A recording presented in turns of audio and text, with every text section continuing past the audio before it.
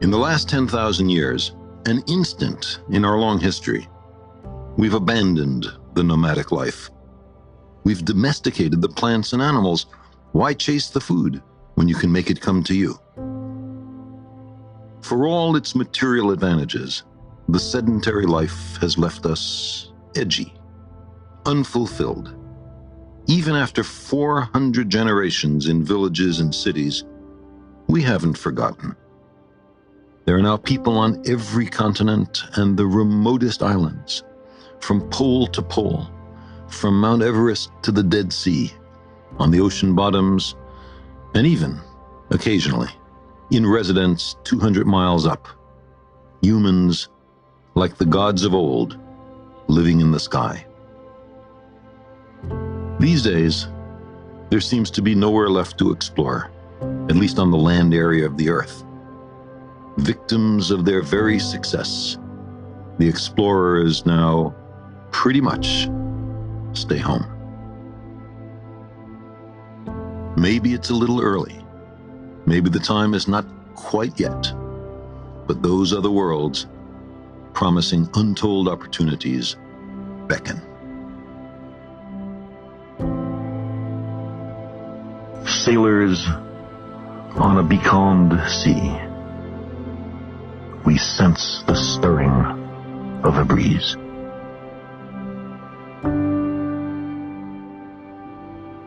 As a society, we are very much in the place that Carl Sagan described, where we had a wind in our sails. Up until recently, we had a story that told us who we were, why we were here, and what our destiny was as humans and how we were going to get there. We were going to get there through science and technology and, more generally, the ordering and the control and the domination of the world. The practices and methods and mindsets of science and technology were supposed to have delivered us to utopia a long time ago, by the year 2000 at least. And our enthusiasm and belief in this glorious destiny and in how we were supposed to reach it is faltering now. We don't have the wind in our sails anymore. We're no longer so sure of ourselves. I call this phase the space between stories, where the old story that told us who we are and what is and how to do it has broken down, and a new one has not yet arisen. What do we do then?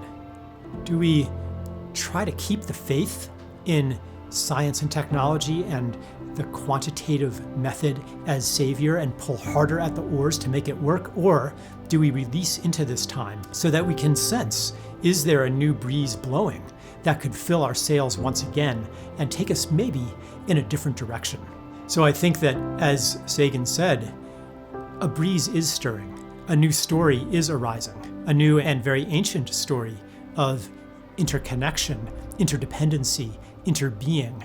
A story that offers us different questions, different answers and different questions. The transition that we are in, or you could even say the revolution that we are in, isn't about more cleverly applying the techniques that we already have. It's a revolution that goes all the way to the bottom, all the way to the basic ways that we see ourselves and the world. In fact, our full capacity can only come by reclaiming our interbeingness in collective forms of creation. And as that new story forms, it fills our sails with wind again.